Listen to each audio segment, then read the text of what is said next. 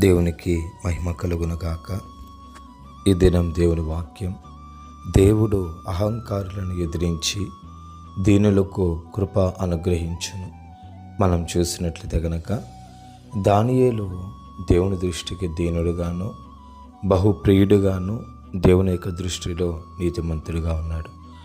దానియేలు అంటే పడనటువంటి కొంతమంది ఆ యొక్క అహంకారమైన మనస్సు కలిగినటువంటి వారు ఎలాగైనా దానియేలును నిర్మూలన చేయాలి, ఎలాగైనా దానియేలును లయపరచాలనే ఉద్దేశంతో రాజు దగ్గరికి వెళ్ళి లేని శాసనాన్ని పుట్టించి దానియేలును లయపరచాలనేసి సింహాల గుహలో దానియేలు పడద్రోస్తారు.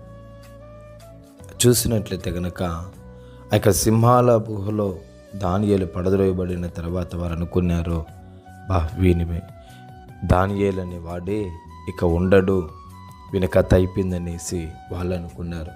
అయితే చూడండి, దేవుని యొక్క దృష్టిలో దానియేలు ప్రియుడిగా ఉన్నాడు. దేవుని యొక్క దృష్టిలో దానియేలు నీతిమంతుడుగాను దీనుడుగా ఉన్నాడు. కాబట్టి దేవుడు దానియేలును తప్పిస్తాడు. ఆ యొక్క సింహాల గుహలో నుంచి బయటికి తీసుకుని వచ్చిన తర్వాత ఎవరైతే దానియేలు మీద నేరం మోపారో ఆ నేరం మోపబడిన వారందరూ కూడా సింహాల గుహలో పడద్రోయబడ్డారండి. అటు గమనించండి ప్రియమైన దేవుని జనాంగమా, నిశ్చయముగా అదే ప్రకారంగా యేసేపు కూడా అంతే. యేసేపుని వారు అన్నలు అనుకున్నారు, వీని పేడ విరగడ చేసుకోవాలనేసి అతన్ని గోతిలో తోశారు. చివరికి ఇష్మాయేలులకు అమ్మివేశారు బానిసలుగా. అయితే దేవుడు చూడండి, యేసేపు నీతిమంతుడుగాను దీనుడుగా ఉన్నాడు కాబట్టి అతడు ఐగుప్తు దేశంలోకి వెళ్ళినా కూడా దేవుడు అతన్ని కాపాడాడు.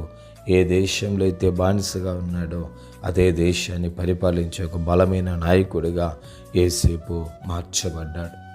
కాబట్టి నిశ్చయముగా ఆయన దీనుల ఎడల నిశ్చయంగా కృప చూపించే దేవుడు. తను ఎంతమంది అయితే ఆశ్రయిస్తారో వారందరి ఎడలు కూడా ఆయన నిశ్చయంగా కృపను అనుగ్రహించి వారిని కాపాడే దేవుడు అనేసి మనం గుర్తించాలి. దేవుడి మాటను దీవించునుగాక. సర్వశక్తిమంతుడా, ఈ మాటను బట్టి మమ్మల్ని దీవించండి, ఆశీర్వదించండి. యేసు నామంలో వేడుకొంచున్నాము తండ్రి. ఆమేన్, ఆమేన్.